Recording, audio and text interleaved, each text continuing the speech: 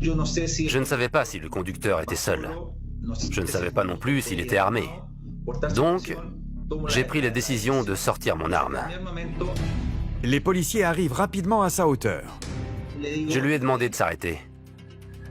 J'ai été surpris de la rapidité avec laquelle mon chef est intervenu.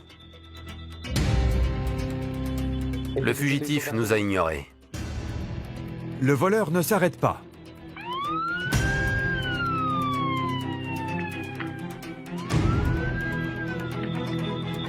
Au lieu de cela, il saute du camion et il le laisse dériver au milieu de la circulation.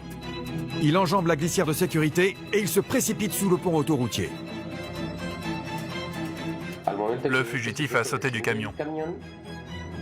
Il a enjambé la barrière pour s'enfuir. Moi, j'ai oublié le véhicule et je me suis concentré uniquement sur notre objectif. Arrêter cet individu à tout prix. À cet instant, comme j'avais bien vu où le suspect était parti, j'ai pris une décision.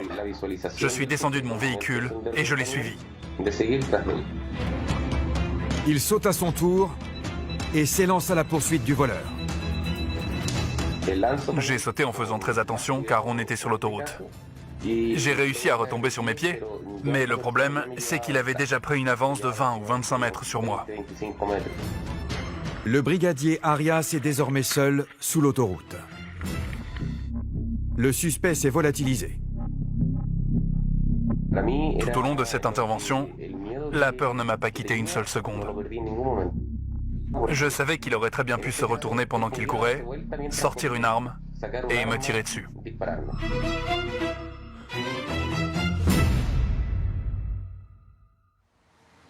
Sur l'autoroute, le sergent Parra ne semble pas avoir vu le voleur s'enfuir. J'ai freiné et j'ai contourné le camion pour pouvoir aborder le conducteur du côté gauche. J'ai constaté que la portière était ouverte.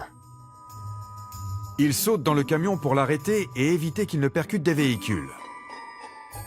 Comme le conducteur n'était plus là, j'ai regardé autour de moi pour comprendre ce qui avait pu se passer. Je n'avais pas vu que le conducteur avait sauté et qu'Arias l'avait suivi. J'ai regardé en bas, sous le pont, et j'ai entreaperçu le casque blanc de mon collègue.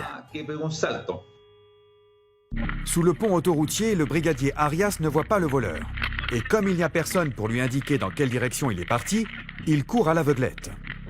J'ai essayé de déterminer à quel endroit le suspect avait pu se cacher. Mais le policier ne baisse pas les bras et il trouve rapidement une solution. Monsieur, j'ai besoin de votre aide. L'automobiliste a accepté de m'aider sans aucune hésitation. Il n'a pas eu peur. J'étais donc dans un véhicule civil. Une fois dans la voiture, le policier repère le suspect. Le voleur ne s'attendait pas à ce que je sois dans une voiture ordinaire. La course-poursuite reprend. Le voleur a traversé des voies ferrées.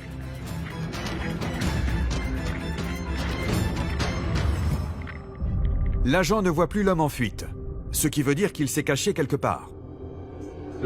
On a réussi à le débusquer et à l'arrêter. Ne bougez pas! Les deux policiers ont risqué leur vie pour attraper le voleur. Grâce à leur rapidité et à leur détermination sans faille, ce criminel récidiviste va retourner derrière les barreaux. Cet individu avait un casier judiciaire. Il avait déjà été condamné pour des affaires de vol. C'était de toute évidence un voleur professionnel.